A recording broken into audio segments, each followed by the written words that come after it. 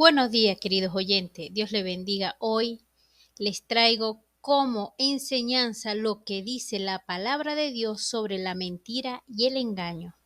Pero primero vamos a definir qué es engaño. Acción o conjunto de palabras o acciones con que se engaña a alguien o se le hace creer algo que no es verdad.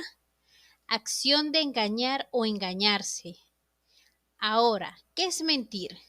Es una declaración falsa hecha con la intención deliberada de engañar, acto o práctica destinada a engañar por una apariencia o declaración falsa. Ahora, ¿cuál es la diferencia entre mentira y engaño? La mentira es la expresión o manifestación contraria a lo que se sabe, se cree o se piensa. Y engañar es dar a la mentira apariencia de verdad o inducir a alguien a tener por cierto lo que no es, valiéndose de palabras o de obras aparentes y fingidas. Saben, el ser humano tiende a mentir en algún momento. Se miente para salir de un problema, para huir de una responsabilidad, para evitar ir a donde no se quiere ir. Unos mienten en amar, otros en hacer negocios. Mienten para obtener popularidad y otros se mienten en sí. A esto se le denomina un autoengaño. Mentir por envidia. Mentir por envidia, tenemos el ejemplo de José, el hijo de Jacob, el cual fue vendido por sus hermanos, los cuales le tenían envidia. ¿Envidia por qué? Envidia porque José era el hijo más amado por Jacob, porque el Señor le había mostrado unos sueños y por la túnica de diversos colores que su padre Jacob le había regalado a José. Esto hizo que el resto de sus hermanos sintieran celos y envidia hacia José, lo cual esto provocó que sus hermanos armaron un complot para matarlo. Pero como no lo mataron, terminando fue vendiendo a José. Luego de que lo vendieron, ellos fueron hasta que su padre y le dijeron que José había sido devorado por una bestia y le llevaron como prueba la túnica de colores manchada de sangre, la cual esa sangre fue echada por ellos cuando degollaron un cabrito. Todo esto, lo que estoy diciendo, lo pueden conseguir Génesis 37. Los hermanos de José no solo mintieron, sino que engañaron a su padre al llevarle esa túnica bañada en sangre, la cual ellos sabían de antemano que no era de José.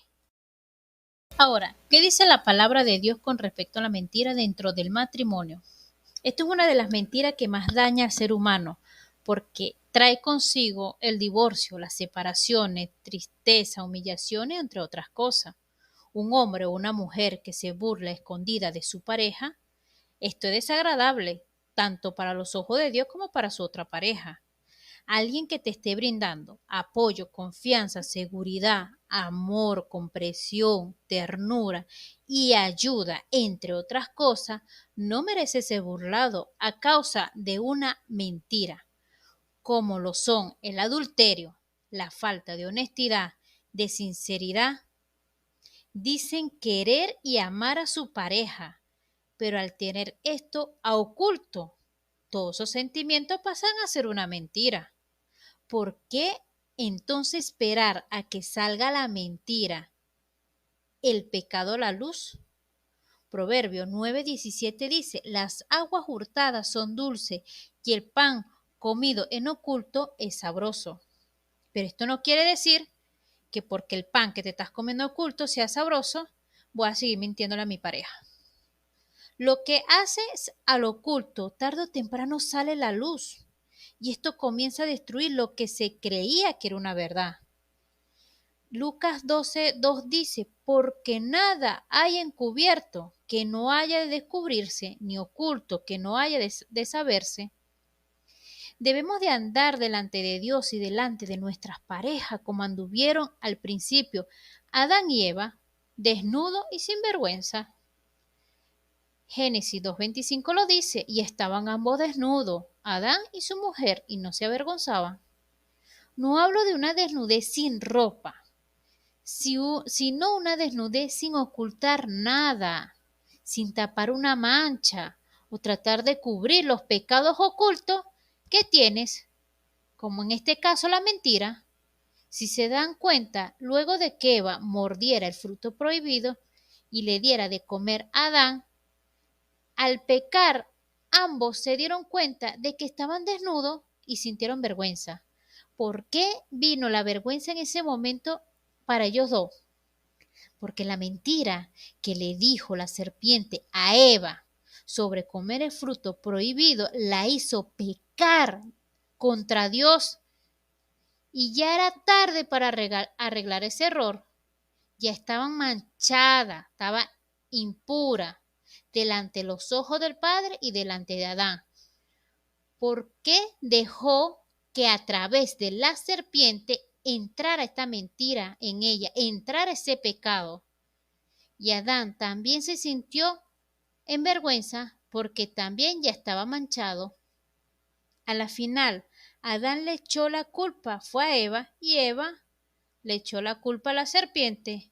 Pero en sí no hay excusa para aceptar o decir una mentira y pecar contra Dios y con los que te quieren. Mentir por hipocresía. ¿Qué es la hipocresía? Es fingir ser o sentir lo contrario de lo que es o lo que se siente. Primera de Timoteo 4, 1 y 2 dice, pero el Espíritu dice claramente que en los postreros tiempos algunos apostatarán de la fe, escuchando a espíritus engañadores y a doctrina de demonios, por la hipocresía de mentirosos. ¿Cuántos hemos visto y oído a falsos profetas, a falsos seguidores de Cristo, que dicen venir en el nombre de Dios para engañar y separar las iglesias y a la congregación? Satanás le dijo a Eva que no moriría si comía del fruto prohibido. Sin embargo, Dios había dicho que moriría. Después de que Eva pecó, dijo que la serpiente la había engañado. Pero, ¿qué dijo Jesús en Mateo 24, 4 y 5? Les dijo, mirad que nadie os engañe, porque vendrán muchos en mi nombre diciendo, yo soy el Cristo, y a muchos engañarán. Cuando des algo, que los demás no se enteren. O sea, cuando tú le vas a dar algo a un vecino, a un hermano de iglesia, que los demás no se enteren. Hay muchas personas que les gusta llamar la atención diciendo, yo le di esto acá, yo le di esto a aquel, yo hice esto por esto. Yo creo que si eso viene de ti, que los demás no se enteren. Ah, pero si alguien te dio dinero para que lo hiciera, entonces sí deberías decirlo. Pero de lo contrario no tienes por qué. Dice en Mateo 6:2, cuando pues des limosna, no hagas tocar trompeta delante de ti, como hacen los hipócritas en las sinagogas y en las calles, para ser alabado por los hombres. De cierto os digo que ya tienen su recompensa. Hay unas mentiras que son chistosas, como las mentiras piadosas o las pequeñas mentiras que la gente acostumbra decir, ay, que es una pequeña mentirita. Esa es que uno luego busca excusa cuando ya la dijo, como por ejemplo, bueno, era para una buena ocasión. Es que mentí porque era para que me dieran ese empleo. Era para ganarme la chica o ganarme ese chico. Era para que me dieran ese negocio a mí. Era para que me dejaran ese producto más barato o ese trabajo más barato, más económico. No, no hay excusa. Mentir es mentir. Y a Dios no le agradan las mentiras. así sea que sea pequeña. En Proverbios 6, del 16 al 19, habla sobre 6 cosas que aborrece Jehová y aún 7 abobina su alma: los ojos altivos, la lengua mentirosa, las manos derramadoras de sangre inocente, el corazón que maquina pensamientos inicuos, los pies presurosos para correr al mal, el testigo falso que habla mentiras y el que siembra discordia entre hermanos. La lengua mentirosa, eso es lo que dice allí. Allí no habla de una medida exacta de mentira, si la mentira es grande, mediana, pequeña, chiquitica, o es una mentira piadosa. Dice claramente la lengua mentirosa. Y más abajo dice, en el versículo 19, y el testigo falso que habla mentira.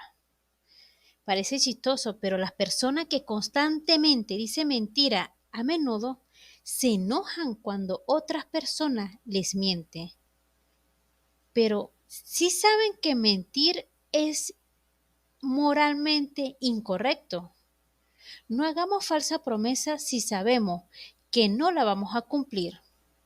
¿Para qué meternos en ese rollo con Dios? Ahora, ¿qué se dice de la mentira al momento de hacer un negocio? Como Jacob. Jacob le había propuesto a su tío Labán trabajarle 7 años para que Labán le diera a Jacob como esposa a su hija Raquel. Y Labán estuvo de acuerdo con lo que Jacob le dijo. Sí, trabájame 7 años y te entrego a Raquel como tu esposa. Pero resulta ser que luego que se culminó estos 7 años de trabajo de Jacob, el día de su matrimonio, Labán le dio como esposa fue a Lea.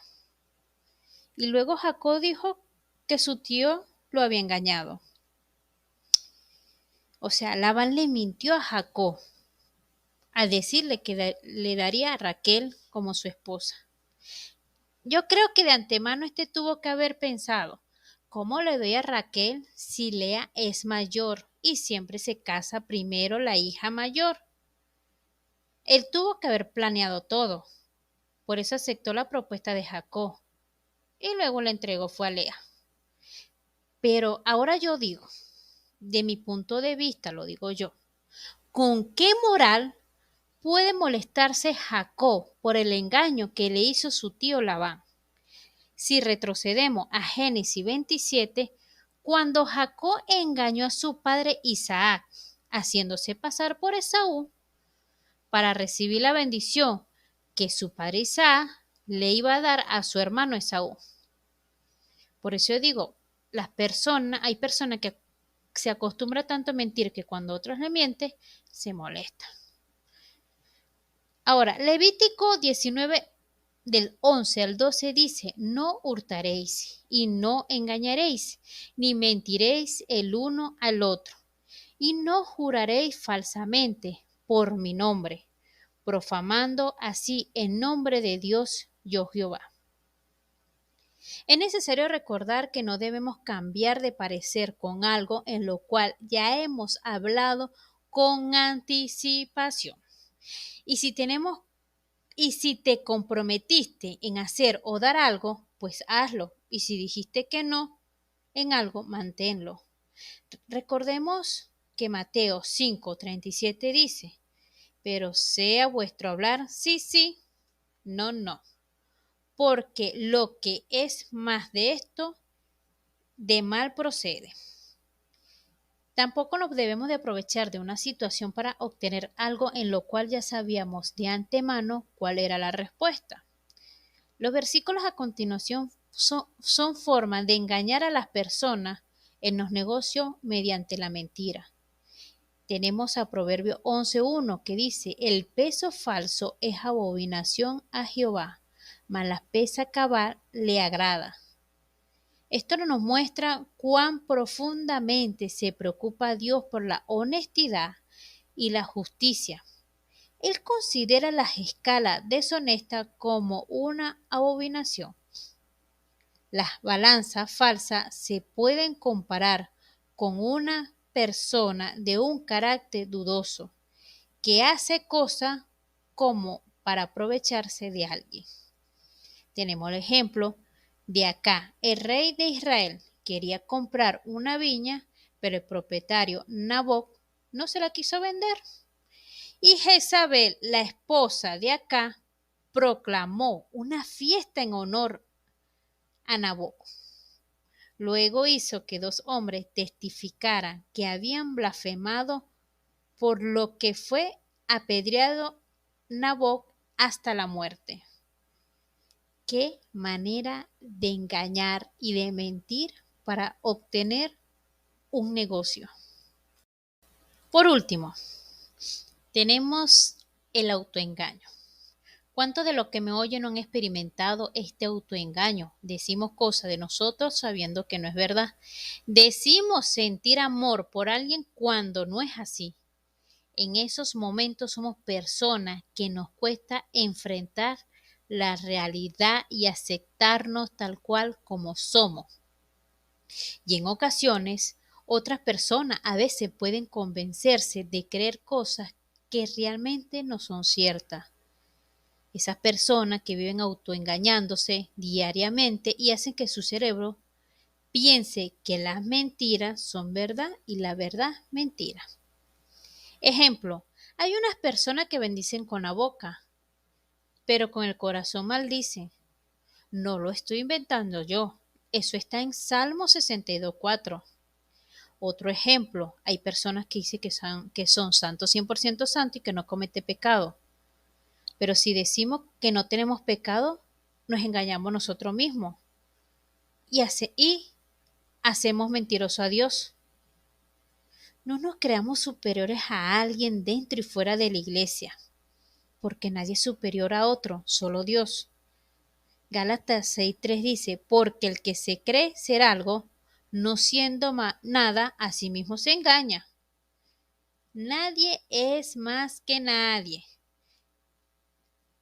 1 Corintios 3:18 dice, nadie se engañe a sí mismo. Si alguno entre vosotros se cree sabio en este siglo, hágase ignorante, para que llegue a ser sabio, porque la sabiduría de este mundo es insensata para con Dios. No nos engañemos a nosotros mismos, porque la palabra de Dios dice en Santiago 1, 22, 24, pero sé hacedores de la palabra y no tan solo oidores, engañándonos a nosotros mismos. Podemos sentarnos en la iglesia durante años escuchando las prédicas del pastor, una prédica tras otra prédica.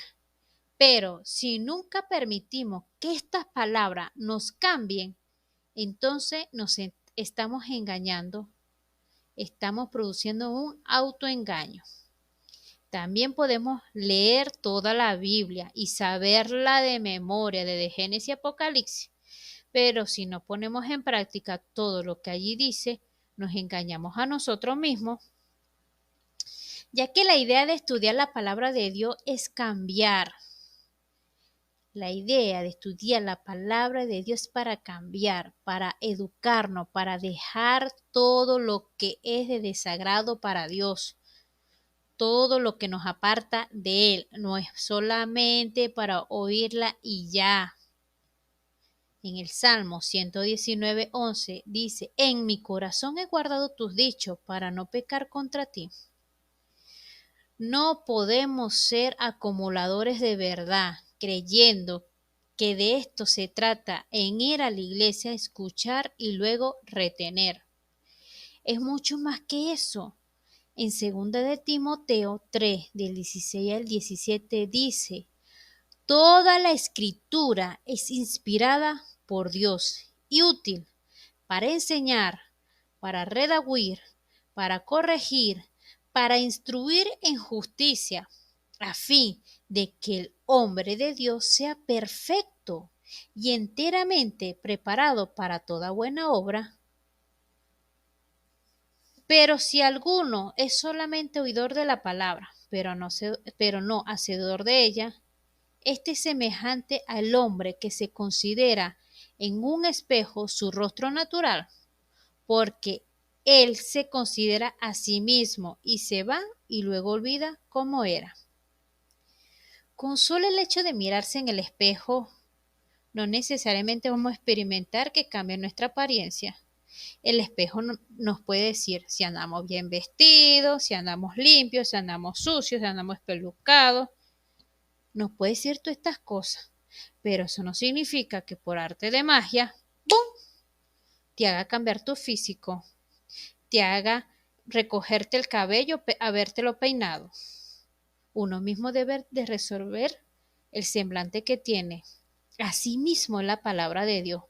El hecho de que vayas todos los días a la iglesia y leas todo el tiempo la palabra y retengas todo eso no significa que por arte de magia te hará cambiar. Tienes que ponerla por práctica y por obra y agarrar la Biblia y decirle: Señor, heme aquí, enséñame, Padre, cómo puedo cambiar esto, cómo puedo cambiar lo otro, y poco a poco poner dominio propio e ir cambiando lo que a Dios no le agrada.